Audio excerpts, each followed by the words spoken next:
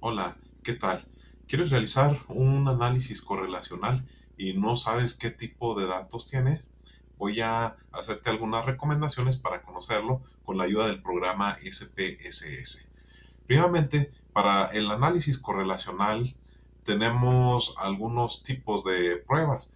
La más común es la R de Pearson, pero tenemos que la R de Pearson se utiliza para el análisis de datos paramétricos, solamente que muchas personas pues dan por hecho el supuesto de normalidad y así lo utilizan cuando sus datos pues realmente son no paramétricos.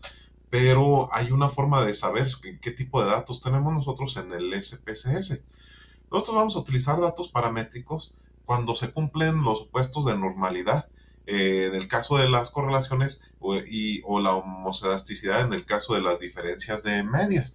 Y vamos a utilizar los datos no paramétricos cuando no se cumple con alguno de estos supuestos, ¿sí?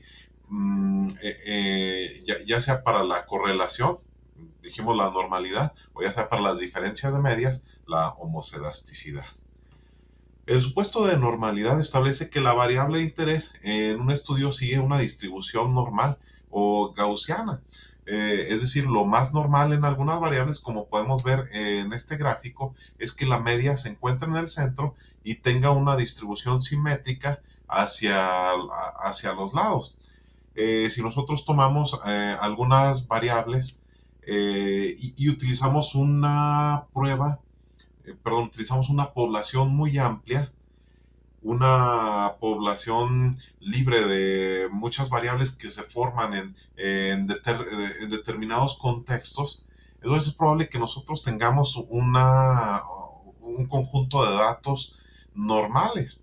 Por ejemplo, si nosotros estamos o queremos correlacionar alguna variable como el rendimiento académico y queremos medir el rendimiento académico con un grupo de doctorado, eh, lo más probable es que no obtengamos datos que no son normales. ¿Por qué menciono esto? Porque la variable rendimiento académico medida en un grupo de doctorado, eh, nosotros sabemos que las personas que llegan a los grupos de doctorados, pues generalmente son personas muy comprometidas con su rendimiento. Entonces nos va a salir, supongamos que calificaciones del 8 al 10, nos estaría saliendo una media de 9, pero los datos no se repartirían de la misma forma, de una forma simétrica hacia un lado o hacia otro. En cambio, si nosotros encuestáramos sobre el rendimiento académico a poblaciones muy grandes, a poblaciones aleatorias, lo más probable es que como encontramos a una persona con un excelente rendimiento académico, tengamos por esa persona, tengamos una persona en el otro lado de la gráfica, donde podamos decir, es una persona con muy poco rendimiento académico. Entonces, se pudiese dar en esa situación de simetría. Si nosotros medimos la riqueza, si medimos cuánto dinero tienen las personas en el banco, pero nos vamos con poblaciones, digamos, por ejemplo, con los padres de familia de una universidad particular. Entonces, digamos, pues generalmente las personas que llevan a sus hijos a ese tipo de universidades, pues son personas que ya tienen un determinado nivel socioeconómico.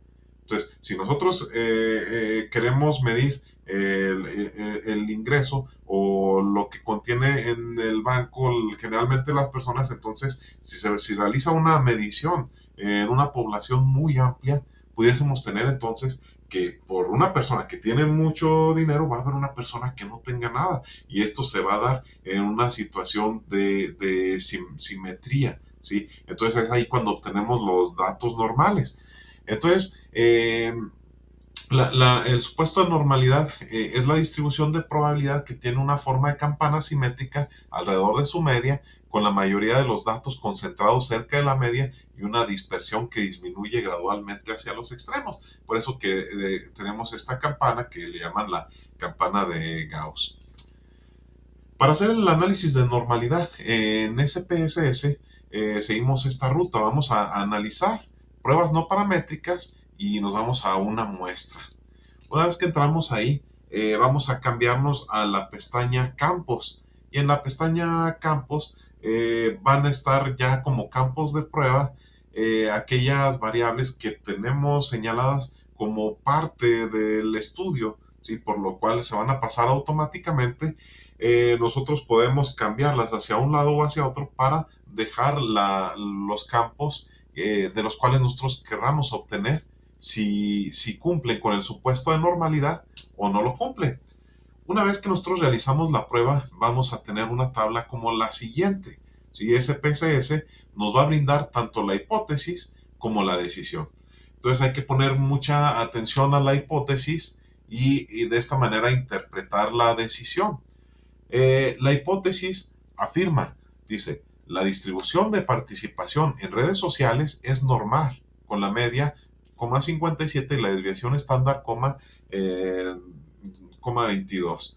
Y entonces, esa es la hipótesis de que tiene una distribución normal, pero se realiza la prueba de Kolmogorov-Smirnov y obtenemos una significación por debajo del punto 00 y entonces, en este caso, nos dice, vamos a rechazar la hipótesis nula. Tenemos la suficiente evidencia para rechazar la hipótesis nula. Por lo tanto, si la hipótesis decía o afirmaba la normalidad de la participación en redes sociales, nosotros la rechazamos y nos vamos a ir por una hipótesis alternativa que afirma que la distribución de participación en redes sociales no es normal. ¿Sí? Por lo tanto, tendríamos que hacer pruebas no paramétricas. Según los resultados que me están apareciendo en esta tabla, pues en todos los casos me dice que rechace la hipótesis nula. Entonces aquí lo que correspondería sería la realización de análisis no paramétricos. Si en este caso voy a hacer correlaciones, entonces las estaría realizando con RHO de Spearman, ¿sí? En dado caso que a ustedes les diga retenga la hipótesis nula, entonces ustedes pudiesen utilizar esa variable, la pudiesen correlacionar utilizando R de Pearson. ¿Sí? Entonces, en este caso, RHO de Spearman es una prueba mucho más robusta que sirve para datos que no cumplen con estos supuestos de normalidad. Entonces, aquí tenemos una explicación de por qué la variable 3 nos dice que pertenece a una distribución normal. ¿Y por qué nos dice que la variable participación en redes sociales nos dice que no es paramétrica, ¿no? Entonces nosotros podemos ver ahí sobrepuesta la campana gaussiana y entonces podemos ver simetría en el primero de los casos y podemos ver en el segundo de los casos pues que no es simétrica.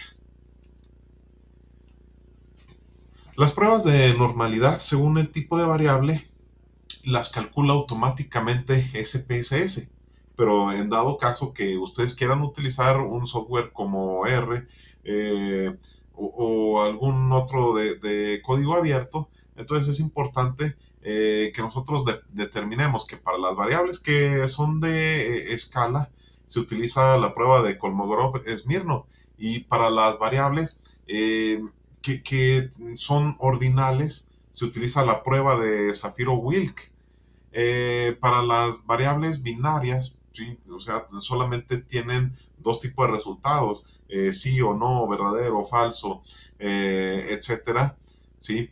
Se utiliza la prueba binomial de una muestra y para las variables categóricas se utiliza la prueba de chi cuadrado. Entonces, pues esperamos que sea de utilidad esto. Siempre que ustedes realicen un trabajo de tesis, es importante que reporten los datos de normalidad de sus datos porque esto nos daría la certeza en el tipo de estudios que estamos realizando, ¿sí? Que el tipo de estudio que estamos realizando corresponde con el tipo de datos que tenemos en nuestras bases de datos.